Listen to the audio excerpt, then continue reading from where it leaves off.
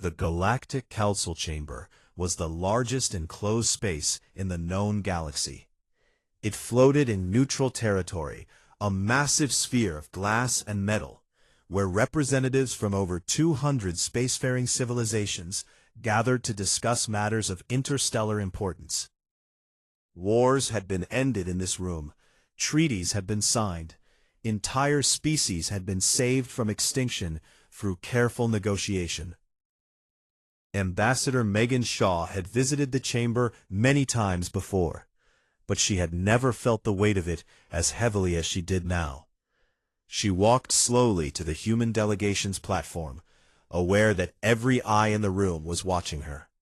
Some looked at her with pity, others with curiosity, a few with something that might have been fear. The council had called this emergency session within hours of the massacre becoming public knowledge. News traveled fast in the galaxy, and the images from Horizon Station had shocked even the most hardened diplomats. 11,000 dead. Entire families wiped out. Children killed in their beds. The Zorath ambassador, a towering reptilian figure named Vecthar, sat calmly in his delegation's section. His scales were a deep green, and his yellow eyes showed no emotion at all. He looked at Ambassador Shaw the way a predator might look at something too small to be worth eating. The council chairman, a thin insectoid creature from the Veleth species, activated the central holographic display. Images began to play across the chamber. Horizon Station before the attack, bright and full of life. Horizon Station afterward, a twisted ruin, scattered across thousands of kilometers of space. The delegates watched in silence as the recording showed bodies drifting in the void. A woman still clutching her child. An old man with his hands raised, as if trying to protect himself from the weapons that had killed him. A classroom full of empty desks, the wall behind them torn open to the stars. When the images ended, the chairman spoke. The council recognizes the Zorath Empire to make a statement regarding these events. Vecthar rose slowly, his movements deliberate and confident. He had done this many times before. The Zorath had attacked other species in the past, and the script was always the same. Express regret, offer compensation, and wait for the victim to accept, because they had no other choice. The Zorath Empire acknowledges that the incident at the human mining station was unfortunate, Vecthar began. His voice was deep and smooth. We extend our condolences to the families of those who perished. He paused, allowing his words to settle over the chamber. However, we must be clear about the context of this situation. The humans were warned repeatedly that their presence in the Valar expanse was unacceptable. They ignored our legitimate territorial claims. The incident, while regrettable, was the inevitable result of their own stubbornness. Murmurs rippled through the chamber. Several delegates nodded slightly. This was how things worked in the galaxy. The strong made demands. The weak either complied or suffered the consequences. In the spirit of peace, Vecthar continued, the Zorath Empire offers the following terms.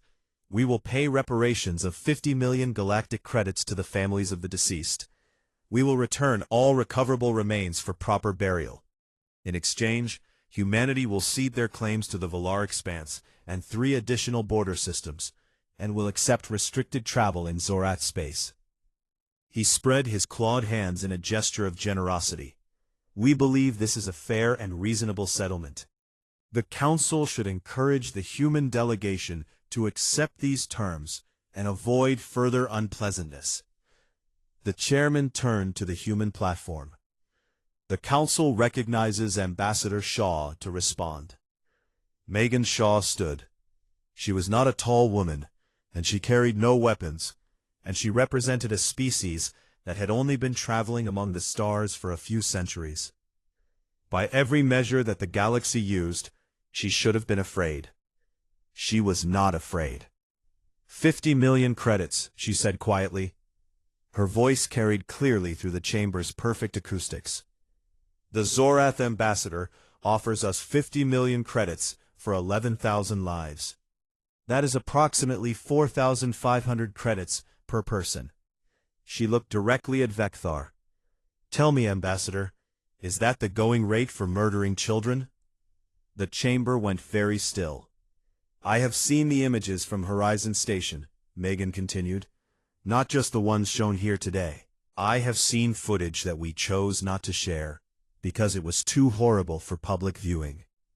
I have seen the recording from a schoolroom where 16 children were studying mathematics when the wall behind them was blown apart. I have seen the medical bay where pregnant women were being treated when the atmosphere was vented. I have seen things that I will never be able to forget. Her voice grew harder. And the Zorath ambassador calls this an unfortunate incident. He says we provoked it by refusing to give up territory that was legally ours.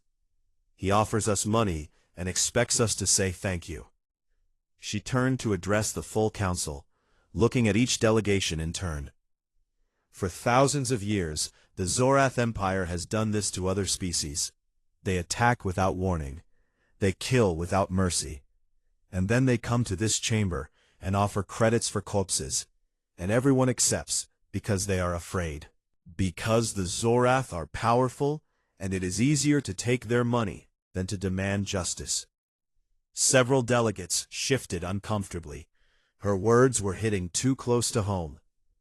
Today you will learn something about humanity, Megan said. Something that the Zorath should have learned before they gave the order to fire on a station full of families. She straightened her shoulders and spoke with absolute clarity. Humans do not negotiate with murderers. We do not accept payment for our dead. We do not trade star systems for the privilege of being allowed to bury our children. The Zorath Empire has committed an act of war against the human species, and we will respond accordingly. The chamber erupted. Delegates shouted warnings and objections. The Veleth chairman called for order. Ambassador Vecthar laughed, a cold and hissing sound. You are making a terrible mistake, Vecthar said. The Zorath Empire has 400 star systems. We have tens of thousands of warships. Humanity has what? A few dozen colonies? A few hundred ships? He shook his head slowly. Accept our offer, little human. It is far more than you deserve, and far more than you will receive if you force us to take action again. Megan Shaw looked at him without expression. The men who killed our people, she said calmly. The commanders who gave the orders. The soldiers who carried them out. We know their names. We have their faces. And we will find every single one of them, no matter how long it takes, no matter what it costs. She gathered her documents and stepped down from the platform. This meeting is over. Humanity has nothing more to say to this council. She walked toward the exit, her footsteps echoing in the stunned silence. As she reached the door, she paused and looked back one final time. You asked if we understood the power of the Zorath Empire. Let me ask you something in return. Do you understand what humans are capable of when you murder our families? She did not wait for an answer. The door closed behind her, and the galaxy held its breath. Secretary Ryan Brooks stood at the head of the long table in Earth's Defense Council chamber. Around him sat the most powerful military and political leaders in human space. Admirals, generals, scientists, and industrial chiefs filled every seat. On the wall behind them, a massive screen displayed a map of the galaxy, with Zorath territory marked in red. There was a lot of red. Let me summarize our situation, Ryan said grimly. The Zorath Empire controls 412 star systems. They have an estimated fleet strength of 37,000 combat vessels, including 800 capital ships. Their ground forces number in the hundreds of millions, equipped with technology that has been refined through centuries of conquest. He changed the display to show human territory. The blue dots were tiny compared to the sea of red.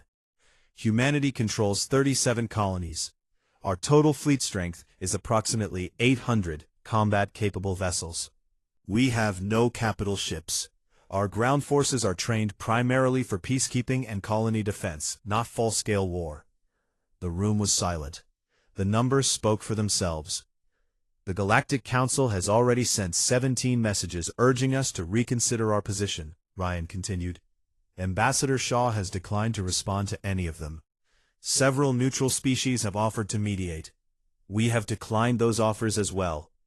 He turned to face the table directly. I want to be clear about something. We did not choose this war. The Zorath chose it when they murdered 12,000 of our people. But now that it has begun, we will fight it until one side or the other can no longer continue. There will be no negotiation. There will be no compromise. There will be no surrender. Admiral Daniel Carter rose from his seat. He was a tall man with gray hair and eyes that had seen too much death over the years. But there was no hesitation in his voice when he spoke. Everyone in this room has seen the projections, he said. If we fight the Zorath on their terms, using conventional tactics, we will lose. The numbers are simply too overwhelming. A direct fleet engagement would result in our complete destruction within months. He activated a new display showing the internal structure of the Zorath Empire. But we are not going to fight them on their terms. We are going to fight them on ours.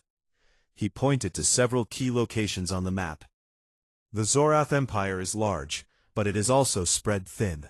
They have spent centuries conquering territory without ever facing serious opposition. Their supply lines are long and poorly defended. Their industrial centers are concentrated in a handful of systems. Their command structure is rigid and hierarchical, with all major decisions flowing from the high command on their homeworld. He looked around the table. They have never fought an enemy who refused to surrender when the odds turned against them. They have never faced opponents who would rather die than submit. They expect us to behave like every other species they have conquered, to fight a few battles, realize we cannot win, and beg for terms. His voice hardened. We are going to teach them that humans are different.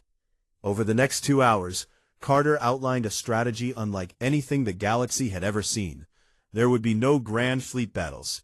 Instead, human forces would strike fast and disappear before the enemy could respond. They would target supply convoys, communication hubs, and industrial facilities. They would make the Zorath bleed from 1,000 small wounds until their mighty empire began to collapse under its own weight. We need time to build up our forces, Carter concluded. Every shipyard in human space will shift to wartime production immediately. We have already begun recruiting and training new soldiers. Scientists are working on weapons technologies that the Zorath have never encountered. He turned to Captain Laura Bennett, who sat near the end of the table. Captain Bennett will command our first new heavy cruiser, the UES Defiance. It has been designed specifically to counter Zorath tactics. Faster than their patrol ships, more heavily armed than their escorts, and equipped with stealth systems that will allow it to strike and vanish before they know what hit them. Laura stood and nodded to the assembled leaders. My crew and I are ready. Give us a target and we will make the Zorath regret the day they heard the word human. In another part of the complex, Commander Nathan Cole was meeting with his own team. They were not regular soldiers. They were specialists in unconventional warfare, experts in infiltration, sabotage, and operations behind enemy lines. Many of them had served in the conflicts that had troubled Earth before humanity reached the stars.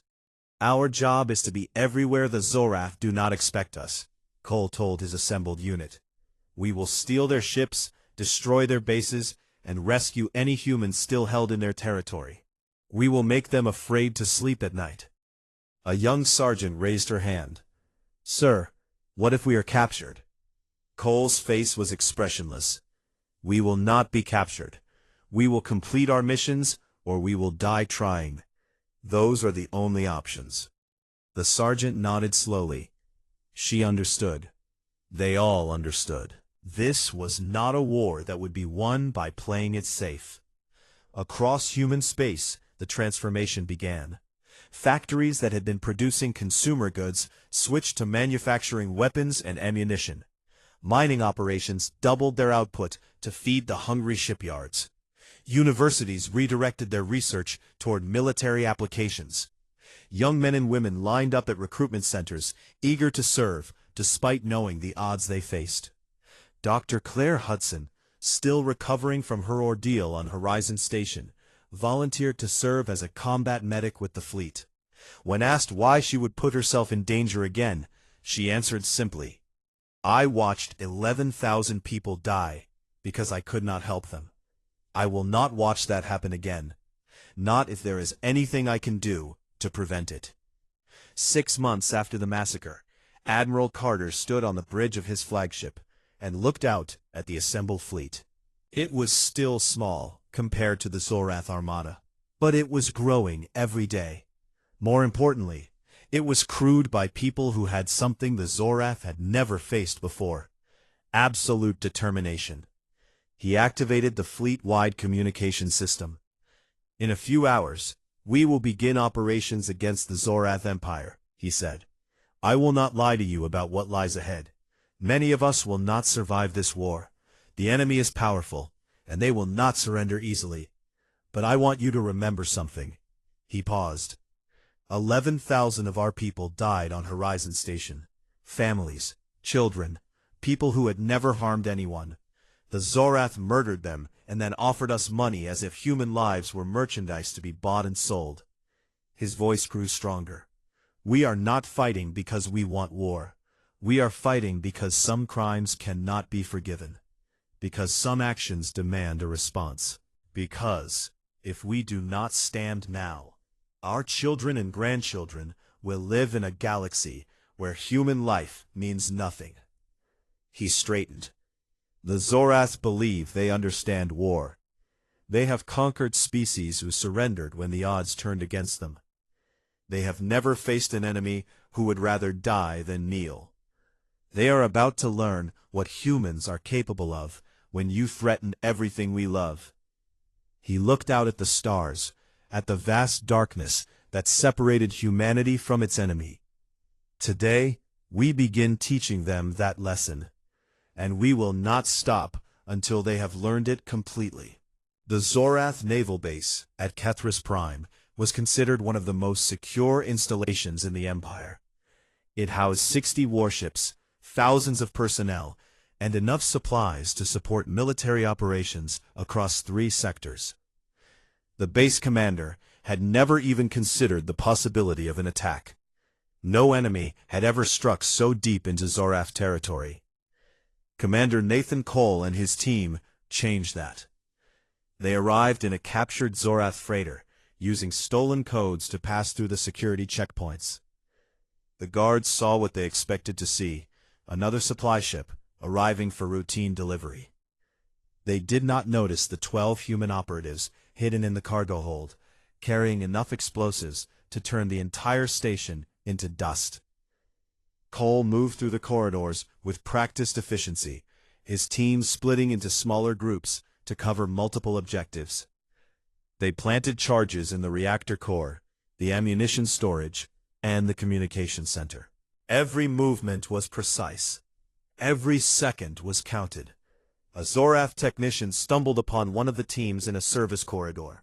He had just enough time to reach for his weapon before a silent shot dropped him to the floor. The team continued without breaking stride. There was no time for hesitation, no room for error. 23 minutes after arriving, Cole gave the signal. His team converged on the hangar bay, eliminating the guards and seizing a fast transport. They were clear of the station when the charges detonated. The explosion was visible from 3 systems away. Kethris Prime simply ceased to exist, along with 14 warships that had been docked for repairs. The Zorath High Command received the news with disbelief. An enemy had struck their own base, deep in their own territory, and escaped without a trace. They did not have time to recover before the next blow fell. Captain Laura Bennett led her strike force into the Meridian Corridor, the main supply route connecting the Zorath frontier with their industrial heartland. The UES Defiance emerged from hyperspace in the middle of a convoy, its weapons already firing. The Zorath escorts never stood a chance. Human targeting systems were faster and more accurate than anything they had encountered. The Defiance tore through their formation, destroying 3 warships in the first 30 seconds of the engagement. Lieutenant Kevin Price worked at his tactical station with calm focus, identifying targets and calculating firing solutions as if he were solving a mathematical puzzle. Each command he issued resulted in another Zorath ship dying in nuclear fire.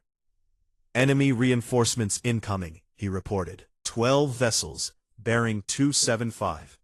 Laura did not hesitate. "All ships execute withdrawal pattern Alpha.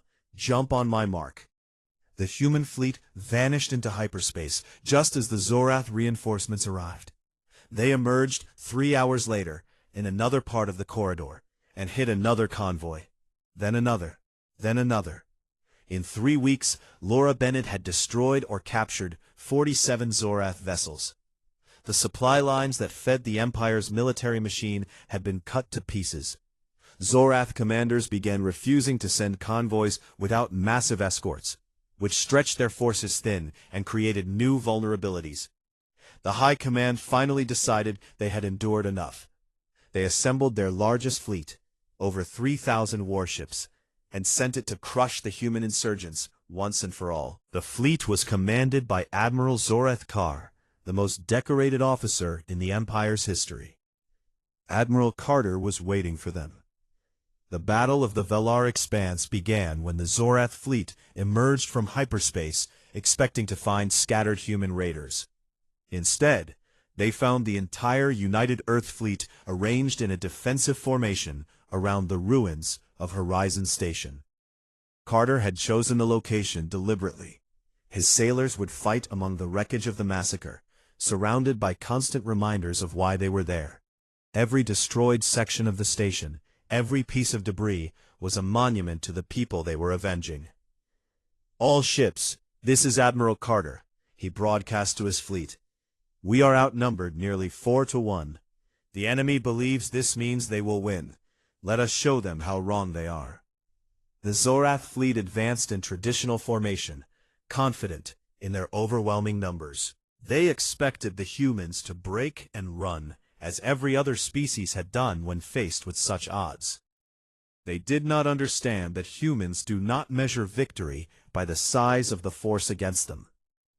The UES Defiance led the first counterattack, punching through the Zorath formation and emerging on the other side with 7 kills. Laura Bennett commanded from her bridge with ice in her veins, calling out targets and maneuvers as her ship danced through enemy fire. Lieutenant Price took a piece of shrapnel to his shoulder when a console exploded nearby. He refused to leave his station.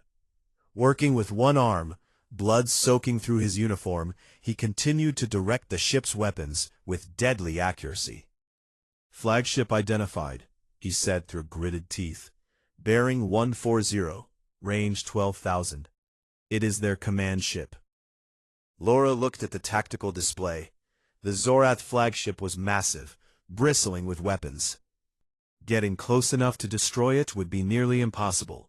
The Defiance was already damaged, her shields failing, her hull breached in 3 places. She made her decision instantly. "All power to engines and forward weapons. We are going straight through them." Her crew did not hesitate. They followed her order knowing it might be the last thing they ever did. The Defiance accelerated toward the enemy flagship, taking hit after hit, losing systems with every passing second. Price worked his targeting console with desperate speed. The range closed. 5,000 meters, 3,000, 1,000. "Solution locked," he announced. Laura gave the order. "Fire everything." The Defiance unleashed every weapon she had left directly into the Zorath flagship. The enemy vessel's shields collapsed. Its reactor went critical. Admiral Zorath Kar had just enough time to realize he was about to die before his ship disappeared in a ball of nuclear fire. The Zorath fleet broke. Without their commander, without their flagship, the carefully organized formation dissolved into chaos. Human ships pressed their advantage, hunting down the fleeing enemy with ruthless efficiency. When the battle ended, over 800 Zorath warships had been destroyed. Human losses were severe but not crippling. The UES Defiance limped home with half her crew dead and her hull barely holding together. But she had survived. Dr. Claire Hudson worked without rest in the fleet's medical stations, treating the wounded and comforting the dying. She held the hands of young soldiers as they passed, promising them that their sacrifice would not be forgotten. The Zorath Empire, unconquered for 1,000 years, had suffered its first major defeat at the hands of a species they had dismissed as weak and primitive. But the war was far from over. The Zorath still possessed vast reserves of ships and soldiers. They regrouped, adapted, and launched counterattacks that pushed human forces back in several sectors. Colonies were lost, ships were destroyed. The death toll climbed into the millions on both sides. Admiral Carter refused to consider surrender.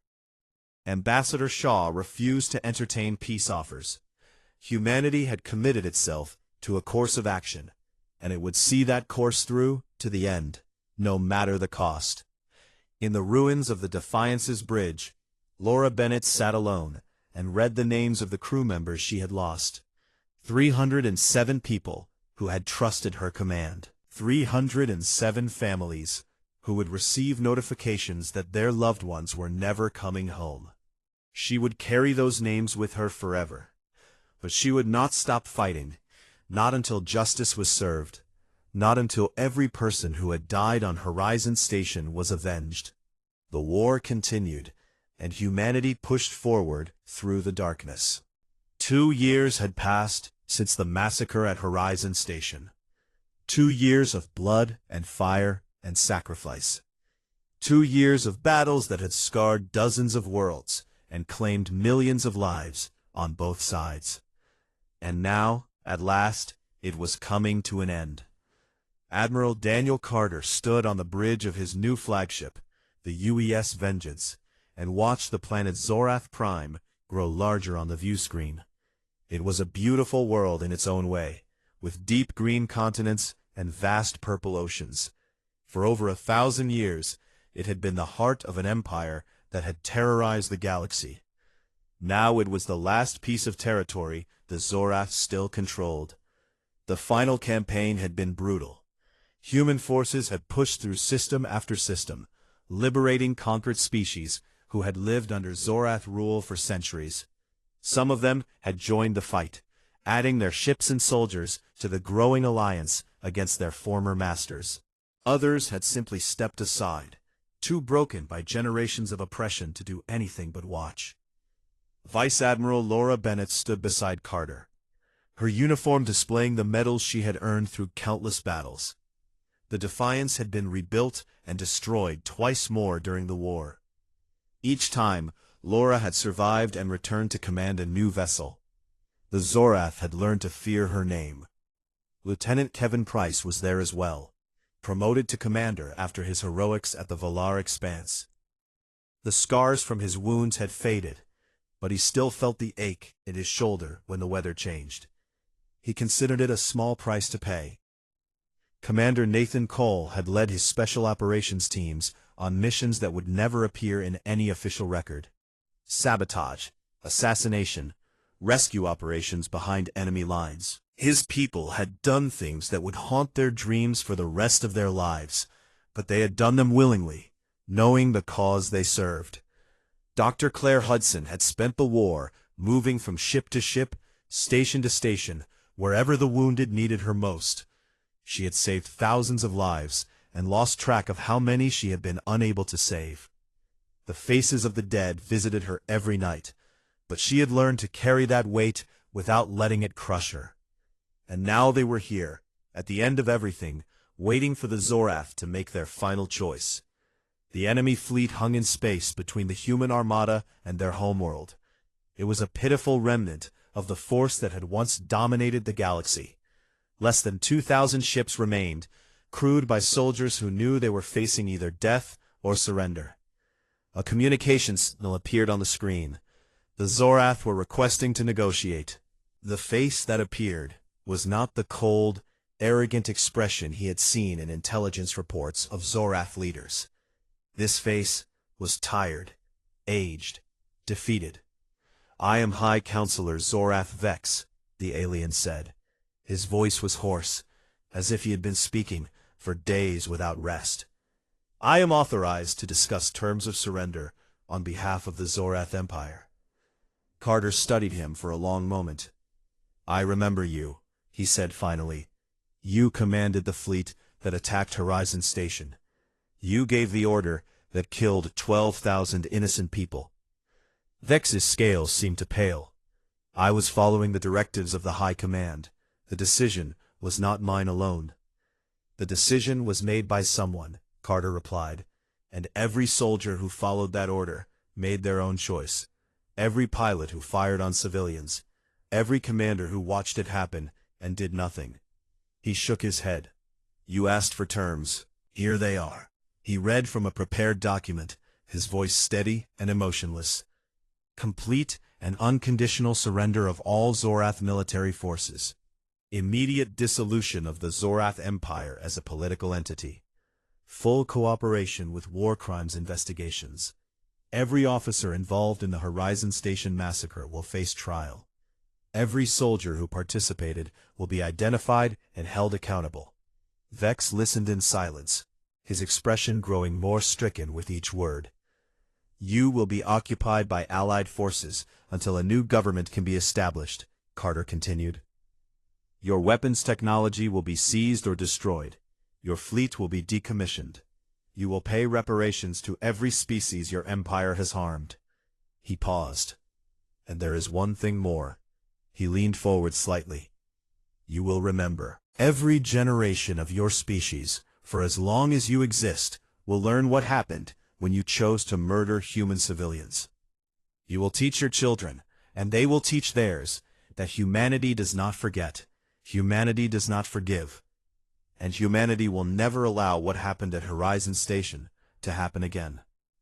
Vex was silent for a long time. When he finally spoke, his voice was barely a whisper. "You offer us nothing." "We offer you survival," Carter replied, "which is more than you offered the people of Horizon Station." The transmission ended. For 3 hours, the galaxy waited to see what the Zorath would choose. Some in the human fleet expected a final desperate attack, a suicidal charge to preserve some fragment of Zorath honor. Others thought they might try to flee, to scatter and rebuild somewhere far from human reach.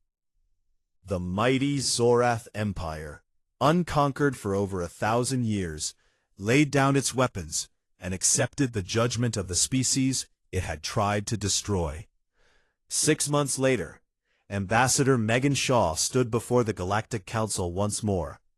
The same chamber where she had rejected their offers of compromise, where she had declared that humans do not negotiate with murderers, was now filled with delegates who looked at her with something new in their eyes: respect, and perhaps a little fear.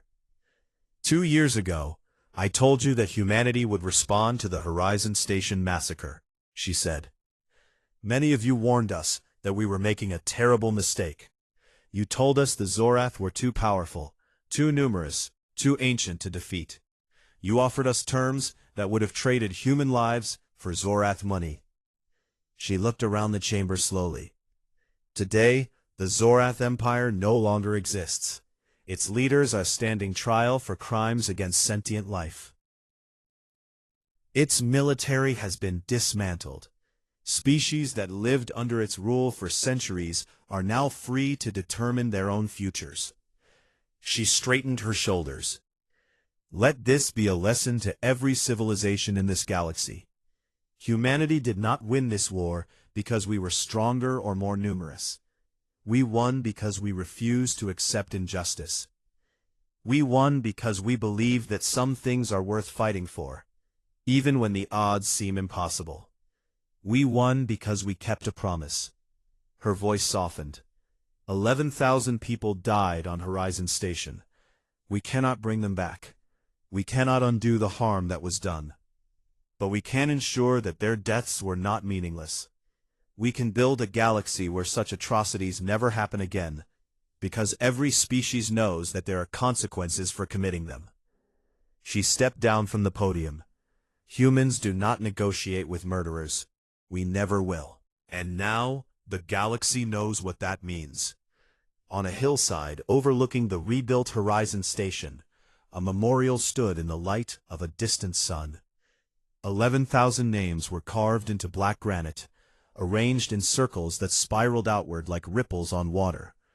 At the center, a simple inscription read, "They are remembered. They are avenged. They are forever ours." Dr. Claire Hudson visited every year on the anniversary of the attack. She walked slowly along the paths between the names, reading each one aloud in a quiet voice. Some of them she remembered personally. Others were strangers she had never met. But they were all her people, and she would not let them be forgotten. When she reached the end, she placed a small bouquet of flowers at the base of the memorial, and stood in silence as the stars came out above her. The war was over. The dead were avenged. But Claire knew that the work of building a better future would never truly end. Each generation would have to choose whether to stand for justice or accept cruelty. Each generation would have to decide what was worth fighting for. She looked up at the stars, at the vast galaxy that humanity had earned its place in through blood and sacrifice. "We kept our promise," she whispered. "We always will." And somewhere in the darkness between the stars, the memory of Horizon Station burned eternal, a warning to any who might forget that some lines should never be crossed, and some species will never stop fighting until justice is served. The stars had always seemed peaceful from the observation deck of Horizon Station.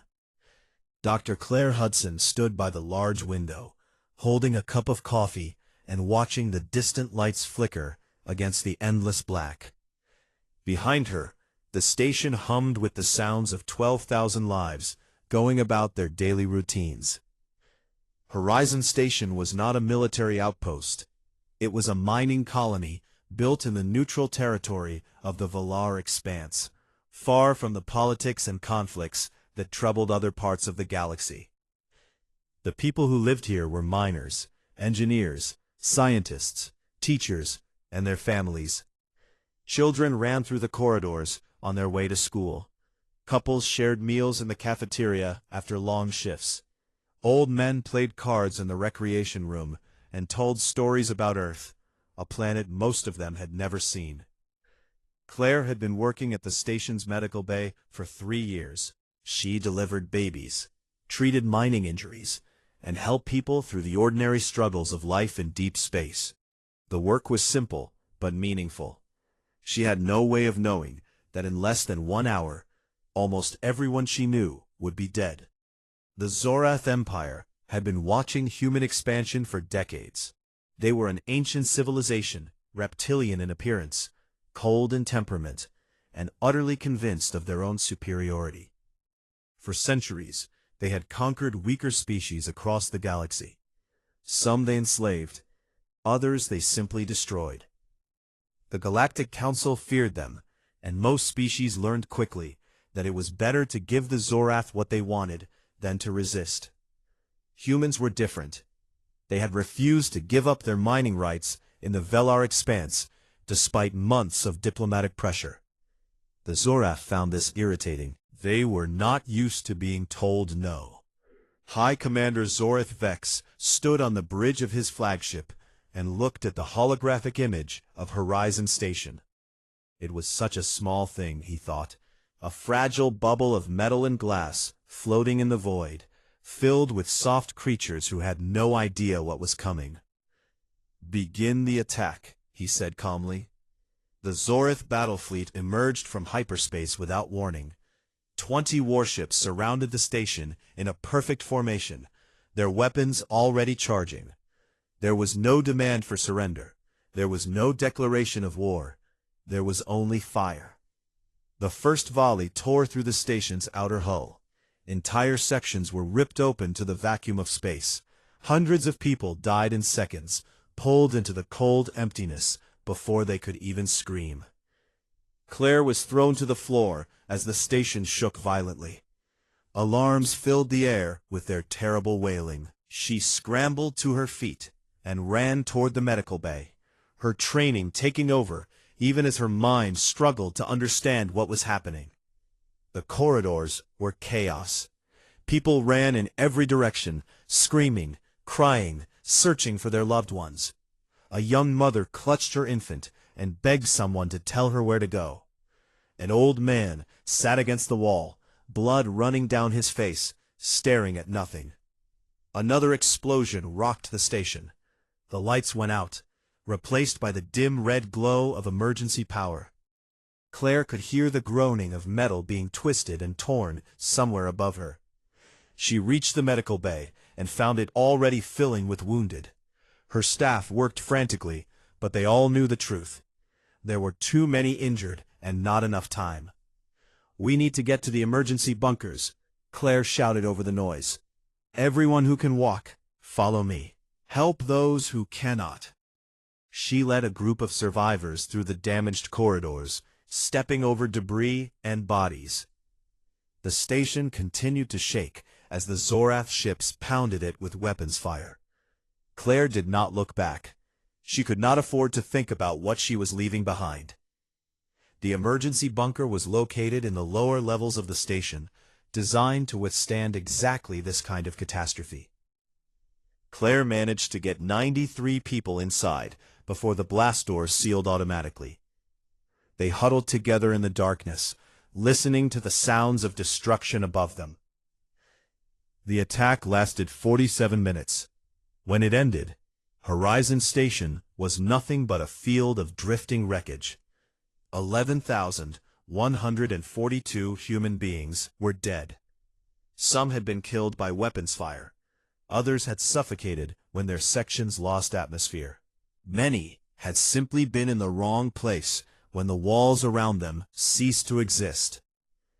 The Zorath fleet did not leave immediately. For the next 6 days, patrols moved through the ruins, searching for survivors to finish off. Claire and the others remained hidden in their bunker, rationing their air and water, speaking in whispers, and praying that the Zorath would not find them. On the 3rd day, the water ran out. On the 5th day, a child named Emma asked Claire if they were all going to die. Claire held the girl close and told her that help was coming. She did not know if it was true. On the 6th day, a passing Earth freighter detected their emergency beacon. The captain immediately sent word to Earth Command. Admiral Daniel Carter was in his office when the message arrived. He read it 3 times, his face growing harder with each word. Then he summoned his senior staff and showed them the images that the freighter had captured. The bodies floating in space.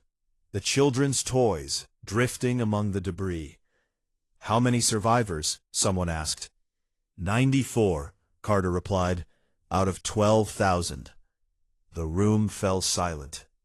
These officers had seen combat. They had lost friends and colleagues in the small skirmishes that occasionally flared up along the borders of human space. But this was different. This was not a battle. This was a slaughter of innocent people. "What are our orders, Admiral?" Captain Laura Bennett asked quietly. Carter looked at her for a long moment. Laura was one of his best officers, calm under pressure, brilliant in tactics, and absolutely fearless. He knew she would follow him into whatever came next. "Our orders are to assess the situation and prepare a response, but I am going to tell you what that response will be." He stood and walked to the window, looking out at the stars that suddenly seemed less peaceful than they had before. "Get me everything on the Zorath Empire," he said. "Every ship they have, every base, every weakness, every secret." He turned back to face his officers, The Zorath think they can murder our people and suffer no consequences. They think we are soft, that we will complain to the Galactic Council and accept whatever scraps they throw at us. His voice was steady, but there was something in it that made everyone in the room straighten. They are wrong. They have made the worst mistake of their existence, and we are going to make sure they understand that. We are going to war. Somewhere in the wreckage of Horizon Station, Claire Hudson held little Emma close and waited for rescue, not knowing that her survival would become the spark that ignited a conflict the galaxy would never forget.